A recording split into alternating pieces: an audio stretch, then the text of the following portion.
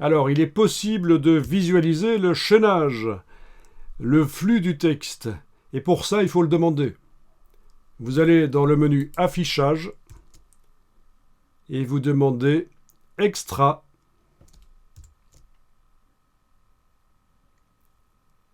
Afficher le chaînage du texte.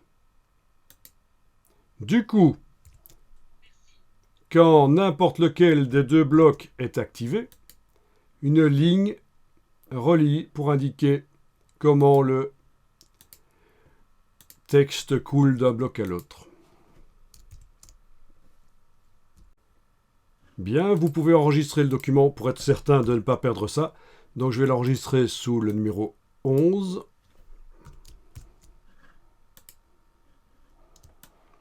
Alors on va maintenant descendre dans le document sur les pages et on va commencer par la page 4.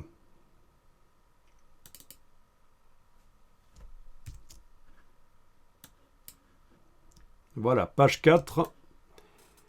Vous allez déverrouiller le bloc qui vient du gabarit. Et donc, je vous rappelle, c'est CTRL, SHIFT et cliquer. Commande, SHIFT, cliquer. Donc, commande majuscule, CTRL majuscule. Voilà, le bloc qui vient du gabarit est déverrouillé. Et bien sûr, sur toutes les pages du document, on a ces deux blocs qui sont chaînés. Alors oui, du coup, le bloc de droite s'est déverrouillé ici parce qu'il est chaîné avec le bloc de gauche. Il n'y a pas eu besoin de faire CTRL majuscule clic sur lui, commande majuscule clic, non. Les blocs des pages 4 et 5 sont déverrouillés.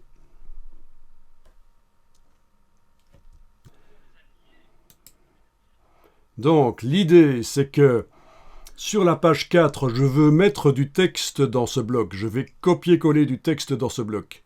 Pour pouvoir coller du texte dans le bloc, je dois pouvoir mettre le curseur texte dans le bloc. Mais, vu qu'il vient du gabarit, ce bloc, c'est une copie de ce qui vient du gabarit. Le gabarit s'applique sur la page 4. Comment je peux, mettre du texte dans un bloc qui est verrouillé? Donc je dois le déverrouiller. Un peu comme tout à l'heure, quand on a voulu supprimer la numérotation sur la page de couverture, on l'a déverrouillée, elle venait du gabarit, on a fait CTRL majuscule clic, et là, dès qu'elle était déverrouillée, on l'a supprimée. Ici, le but n'est pas de supprimer le bloc, mais de le remplir par du texte. Oui, ce qui vient d'un gabarit est d'office verrouillé. Voilà.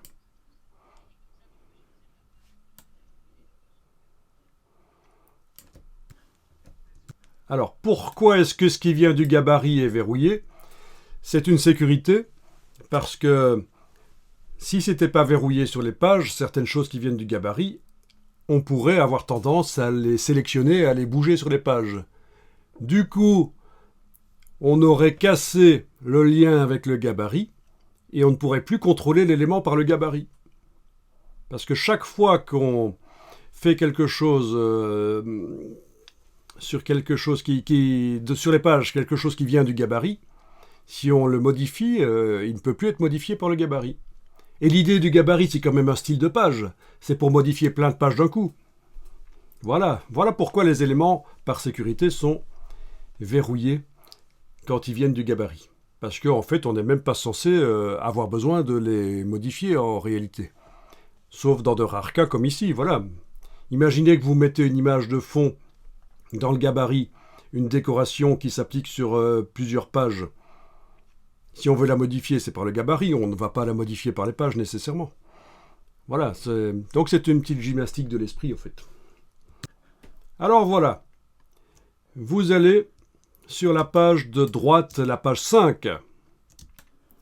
Vous allez cliquer sur le bloc pour, donc évidemment avec la flèche de gauche, vous cliquez sur le bloc et vous cliquez sur le petit carré, la porte de sortie. Vous cliquez.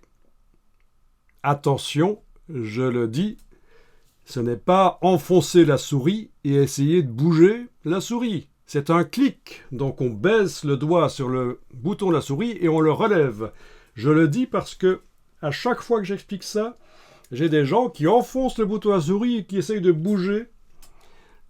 Non, c'est un clic. Là, je n'enfonce plus le bouton à souris. Puis on zoome en arrière. Roulette. Toute seule. Je scroll vers le bas. Zoom en arrière encore. Alt roulette. Voilà. J'ai une vue d'ensemble sur mon document. N'allez pas trop vite. Quand vous survolez le bloc de la page 6, puisque celle-ci elle a 5, celle-ci elle a 6, vous voyez la chaîne. Il n'est pas encore déverrouillé. Voilà ce que vous allez faire. Vous allez enfoncer la touche Alt et la garder enfoncée. Vous allez cliquer. Puis, vous allez sur le bloc de la page de droite, cliquez. Puis sur le bloc de la page suivante, cliquez.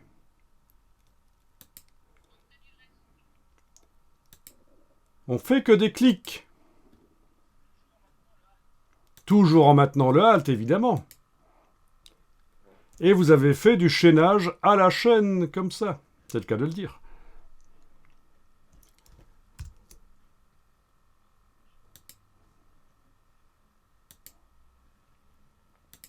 Voilà. C'est une des manières de chaîner des blocs d'une page à l'autre. Et en plus, voilà, si vous n'aviez pas l'astuce de la touche Alt, à chaque fois que vous cliquez sur un bloc pour le chaîner, vous êtes obligé de recliquer sur sa porte de sortie pour pouvoir aller le chaîner avec le bloc d'à côté. À nouveau sur la porte de sortie, chaîner avec le bloc d'en dessous, etc. Donc la touche Alt, c'est quand même utile pour faire du chaînage comme ça, en série. Quand vous avez ça, vous pouvez enregistrer. Je vais l'enregistrer sous le numéro 12.